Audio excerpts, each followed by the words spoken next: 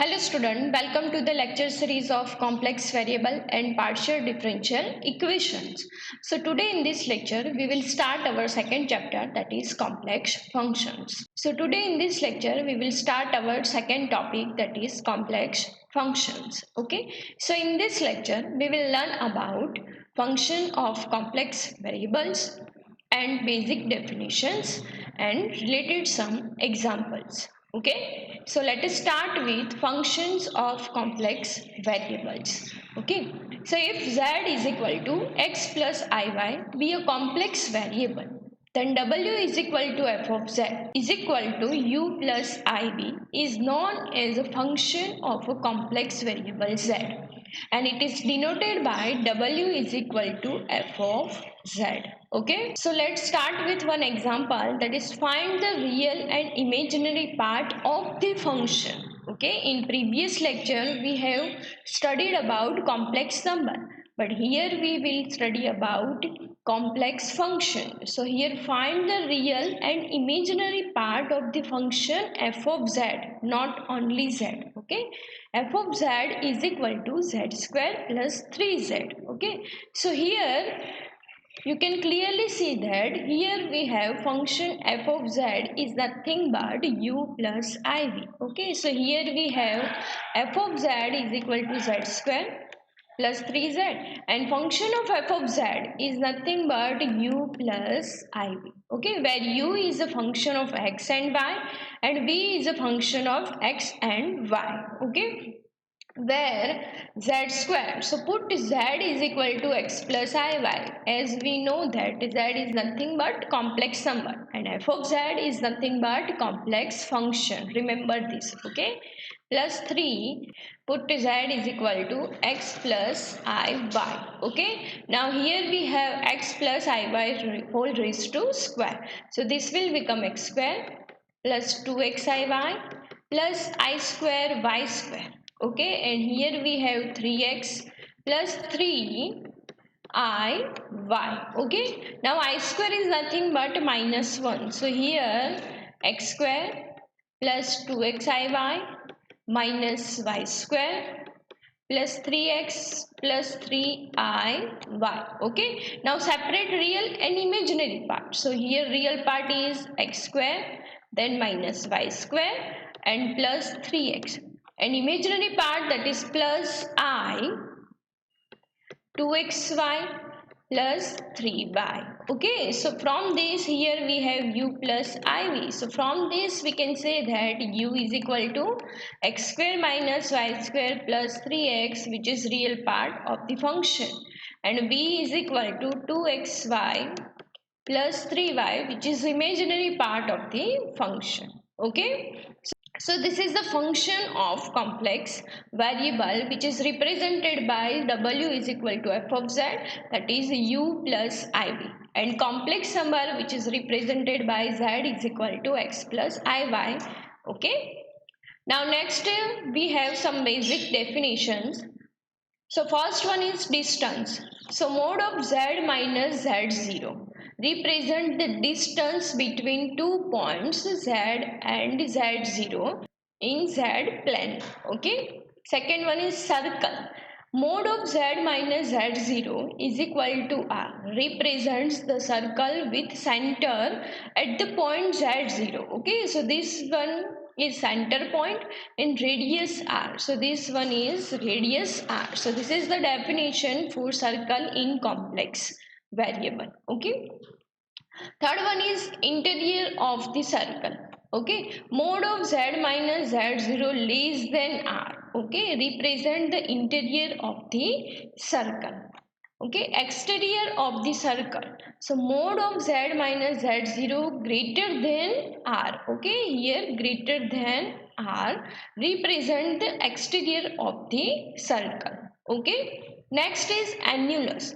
So the region between two concentric circles of radius r1 and radius r2 and center z0 is known as the annulus region, and it is represented by r1 less than mode of z minus z0. Okay, where z0 is center point, less than r2, where r2 is radius 2. So the region between these two radius is called annulus. Okay. Now let's understand with example, that is classify and sketch the following region mode of z minus 4 greater than 3.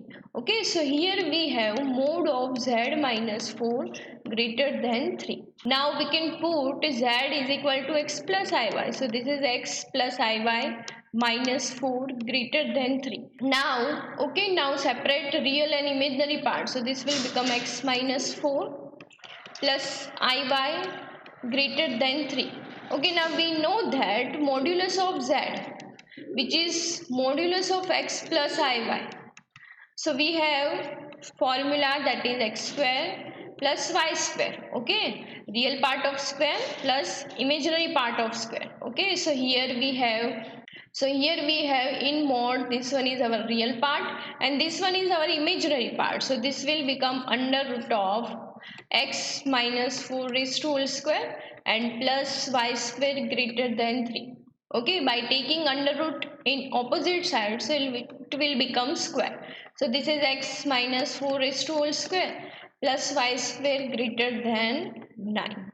Okay, so this is nothing but x minus 4 raised to whole square plus y square greater than 3 raised to whole square.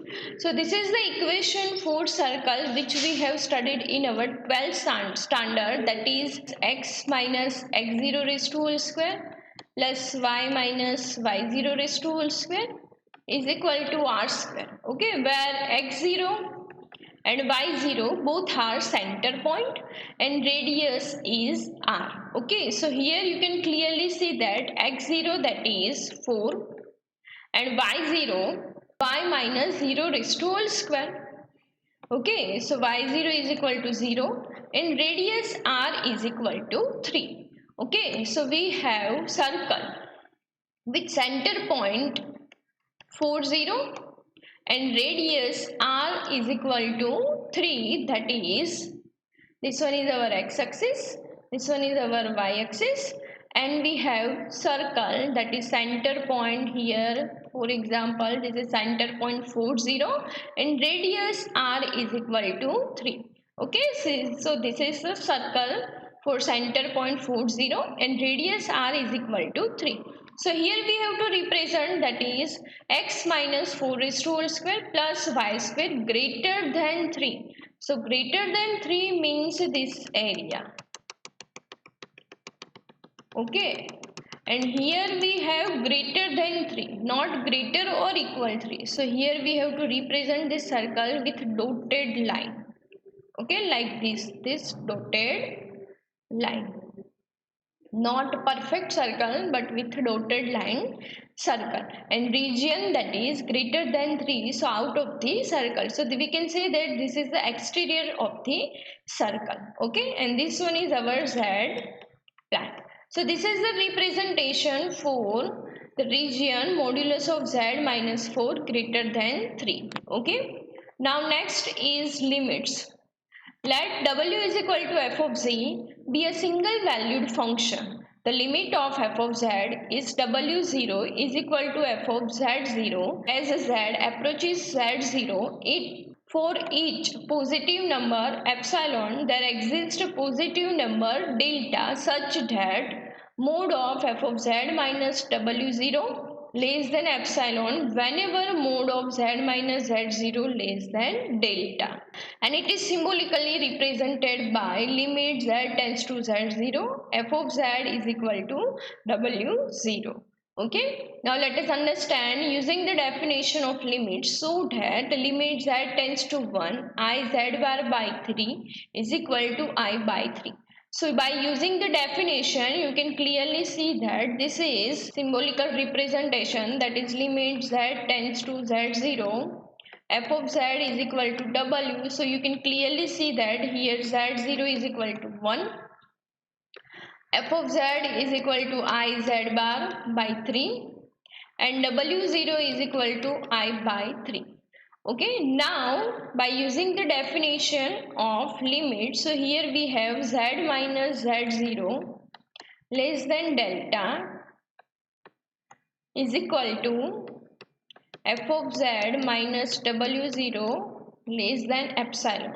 Okay, so here we have z0 that is 1 less than delta, and f of z that is I z bar by 3 minus w0 that is I by 3 less than epsilon. Okay, so now by taking common I, so this will become mod of I. This is mod z bar minus 1 divided by 3 less than epsilon. We can write like this. Okay, so our next step is, here we have z minus 1 less than delta is equal to mod of I, mod of z bar minus 1 by 3 less than epsilon. Okay, now we know that mod of I is nothing but under root of real part square plus imaginary part square. So this is 0 plus 1, so this answer is 1. And answer for z bar minus 1, mod of z bar minus 1, that is nothing but z bar is x minus iy minus 1. Okay, so mod of z that is x minus 1 real part minus imaginary part. So mod of this is equal to mod of z minus 1. Okay, so we can say that here mod of I, here z bar minus 1 is equal to, we can write mod of z minus 1 divided by 3 less than epsilon, and mod of I that is 1. So this is nothing but mod of z minus 1 less than 3 epsilon, and here also z mod of z minus 1 less than delta. So we can say that when delta is equal to 3 epsilon, then at that time we can say that z minus z0 less than delta is equal to I z bar by 3 minus I by 3 less than epsilon. Okay, by using the definition of limit. Okay, now next is limit by path. So the necessary condition for limit z tends to 0 f of z to exist is that f of z should approach the same value along all the path leading to z is equal to 0.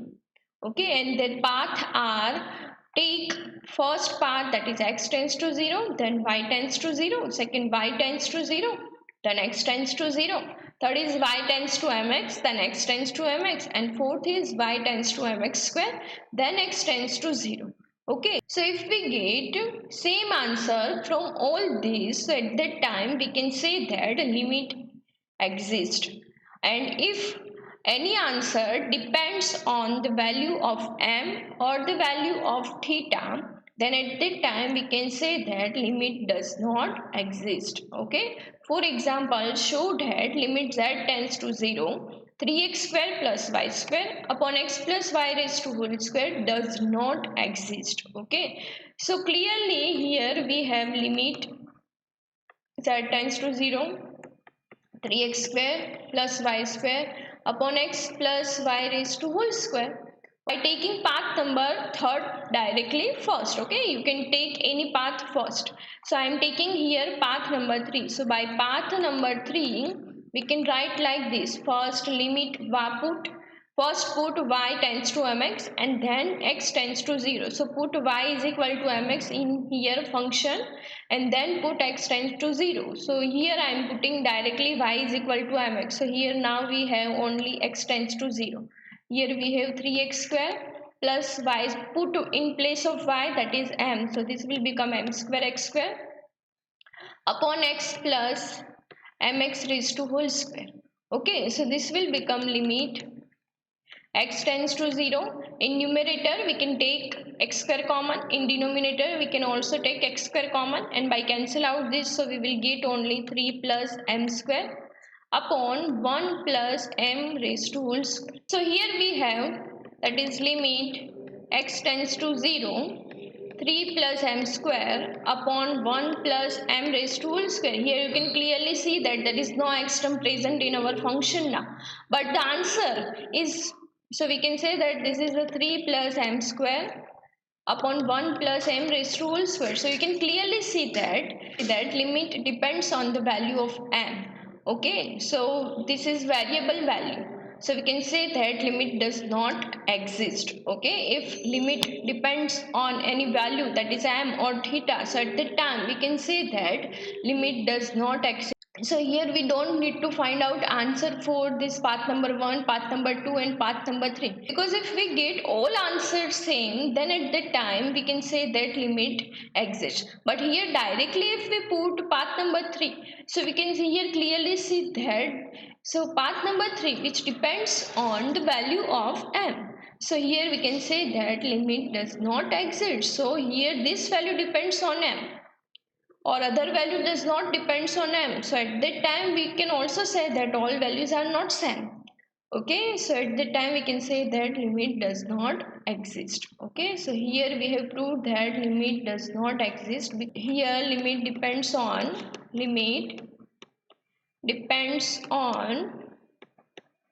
value of n, so we can say that limit does not exist. Okay, now last one is direct limits. For example, directly we can understand by example that find the limit z tends to 1 z cube minus 1 upon z minus 1. Okay, so here we can find limit directly by using value of z. So this is limit z tends to 1, here we have z cube minus 1 upon z minus 1. Okay, so we can write like this, limit z tends to 1, z cube minus 1 is nothing but z minus 1 into z square z plus 1 upon z minus 1. So this z minus 1 both are cancel out. So put z tends to 1, so this will become 1 raised to whole square plus 1. So this is 1 plus 1 plus 1, that is 3. So if we get finite values, so at that time we can say that limit exists. Okay, so this is the method to find out the limit directly. Okay, so in this lecture we have studied about Courtis complex function. Second, we have studied about limit by definition, limit by path. Third one is direct limit. Okay, thank you for watching this video.